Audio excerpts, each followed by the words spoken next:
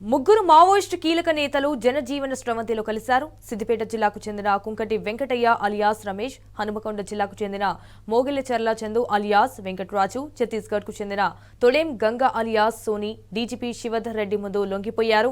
మావోయిస్టులతో వచ్చిన సైద్ధాంతిక విభేదాల కారణంతో పాటు పోలీసులు ఇచ్చిన పిలుపు మేరకు లొంగిపోయినట్లు డీజీపీ తెలిపారు. మావోయిస్టు పార్టీకి చెందినటువంటి ముగ్గురు స్టేట్ కమిటీ స్థాయి కలిగినటువంటి లీడర్స్ ప్రజావాహినిలోకి గెలిచేందుకని చెప్పి బయటకు వచ్చారు. వారు Kunkati Venkataiah alias Vikas, Mogilcherla Venkataraju alias Chandu, Todem Ganga alias Soni. ఈ ముగ్గురు స్టేట్ కమిటీ మెంబర్ ర్యాంక్ ఉన్నటువంటి వారు.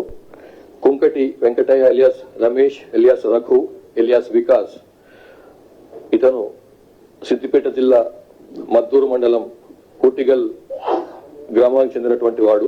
Mogilicherla Venkataraju alias Raju alias Erraraju alias Chandu alias Chandar alias Punnam Chandar alias Satla Balaraju, 45 ఏళ్ల వయసు, కొమరయ్య కొడుకు, తాటికాయల గ్రామం, ధర్మసాగరం మండలం, ప్రస్తుతం హనుమకొండ జిల్లా. ఇతరు వీరి స్టేట్ కమిటీ మెంబర్ స్థాయి, తర్వాత దండకారణ్య స్పెషల్ జోనల్ కమిటీకి సంబంధించినటువంటి చైతన్య నాట్య మండలికి ఇన్ఛార్జ్ కూడా.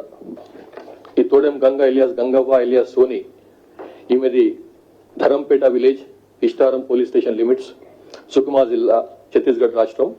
వారు ఇష్టానికి వ్యతిరేకంగా వాళ్ళ తల్లిదండ్రులు పెళ్లి చేసే ప్రయత్నం చేస్తే ఆమె అజ్ఞాతంలోకి వెళ్లిపోయింది.